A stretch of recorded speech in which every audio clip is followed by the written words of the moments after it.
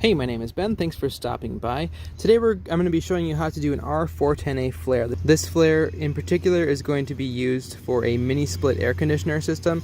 And you can see this line set here came with a standard flare already made up. And you can see if you look closely at this flare, it's not very high quality. You can see a lot of scratching and just kind of inconsistent look to the inside of this flare. So we're going to be redoing this for two reasons actually. One, obviously, is because this flare isn't the best, but then also because they want us to use the OEM flare nut that came with the mini split. So this is the nut that we're going to be installing, so we'll be removing this standard nut here. So the first thing, obviously, that you're going to have to do for doing a flare is to trim back your copper pipe. So we're going to cut this back just a little bit, and we're going to cut it back far enough here that we're past any imperfections or nicks in the pipe. And it looks like there's a nick right there, so right about there is going to be where we're going to cut our pipe. Now, using a high quality pipe cutter like this one is a good idea with a sharp blade, because we want to cut this with as minimal deformation to the pipe as possible. We don't want to crush it as we're cutting it.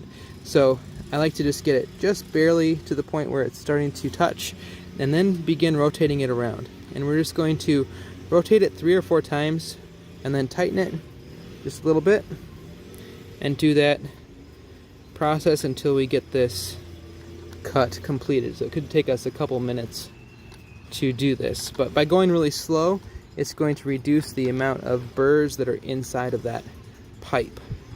I can feel that we're almost through. Should fall off momentarily. There we go. Now if we take a quick close look, you can see that we don't have much of a burr on the inside. There's a little bit there, but not a whole lot. And so we're actually not going to even use a deburring tool to deburr this, because it's so small.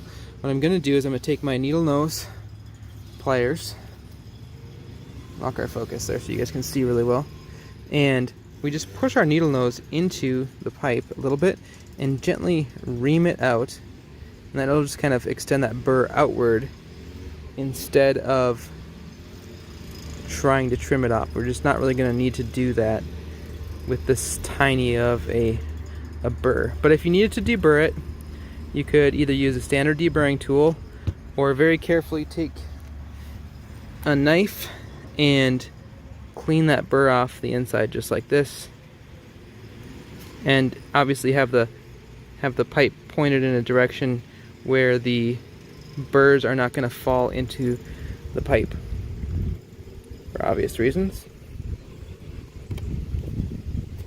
So I'll go ahead and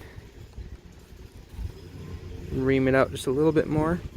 Now, you don't want to ream it out too much before you put the flare nut on, or else it won't go on properly. So go ahead and slide this flare nut on. Now, since this is an R410A flare, it is going to be a wider flare, just slightly. So the outside dimension of the flare is a little bit bigger when we're done. But the most important part is just getting this. I gotta pull the copper out of this pipe a little more. The most important part is keeping that inside scratch-free and damage-free as we go through the process of flaring this. So I'm just going to ream this out a little bit more.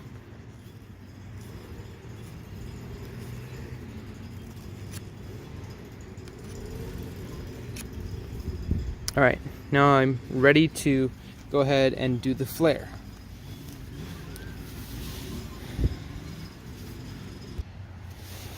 Now the flaring tool that we're going to be using is an eccentric flaring tool. I believe that's how we're supposed to pronounce it. But this type of flaring tool basically has a rotational motion that kind of goes around and presses the flare into the die in a circular motion. Instead of it just like pushing it out directly with the cone, it kind of rolls it out into the die. And so it tends to do a lot better job at making a nice clean inner surface than a standard typical flaring tool will. So I'd recommend picking up one of these over the standard ones if you can. I'll put a link in the description to this tool as well as any other tools related to this process. So we're going to go ahead and choose our 3/8 inch size and get that set over our pipe. So here's our 3/8 size. Now we're going to extend this through about a 1/16 to an 1/8 of an inch. Now this kind of takes a little bit of learning. It's kind of silly, but that is the amount of material that we want to ultimately flare outward. So you kind of get the feel of this over the years of doing it, and if you end up with one that's too far out, the cone will be too big and your flare knot won't go over it, or if you end up with one that's too small, you'll obviously see that it's too loose inside of there. So the instructions for R410A say to extend it out a tiny bit further, so basically they want that cone to be a little bit larger. So we're going to go just right about there. We're going to go with right about an 1/8 inch past the face of the pipe. And we'll take our flaring tool, slide it over, and now we just line that up. You can see these dimples here in the tool, and that is where we need to get this set and tighten it down. And then that will squeeze it together over the copper. And we do tighten it until it's all the way seated. So you can see right there, it is all the way seated. Maybe we can go a tiny bit more.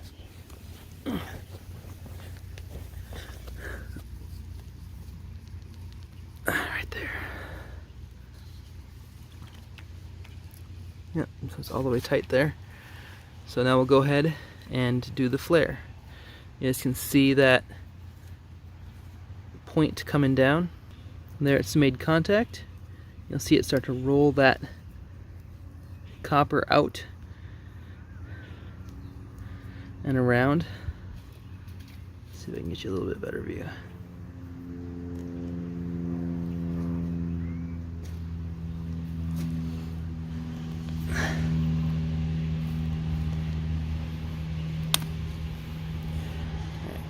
Now the cool thing about this flare tool is that it tightens down until you've reached the required torque, and then when you keep rotating the handle, it continues to roll that tip of the flaring tool around, which just helps continue to smooth out and make that flare better. Alright, so that's about it. Now we'll back it out.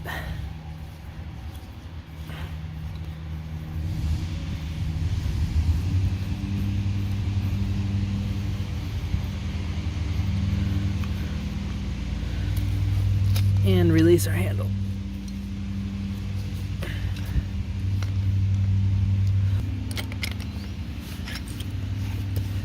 There it is.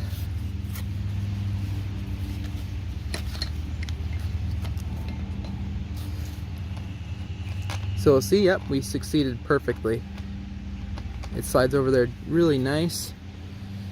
See if I can get you a good look at the end of it.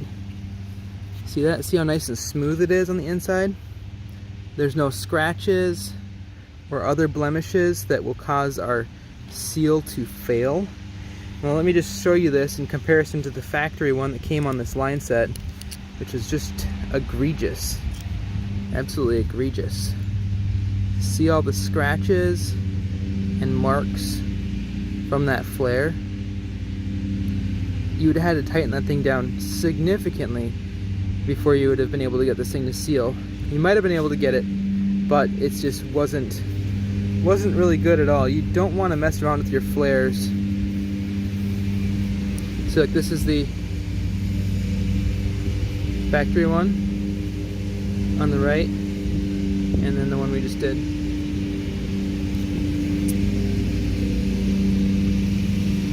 They're about the same diameter.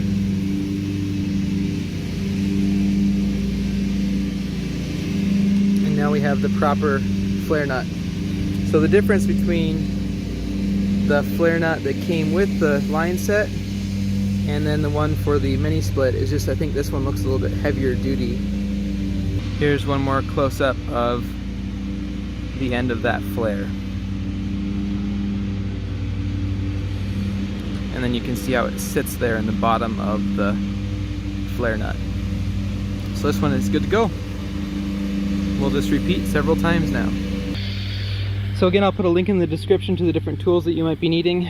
In the meantime, if you want to learn some more copper pipe and plumbing related videos, I'll put a couple options here on the screen. So we'll see you over there in just a few seconds. If you found this to be helpful, make sure you hit that thumbs up button.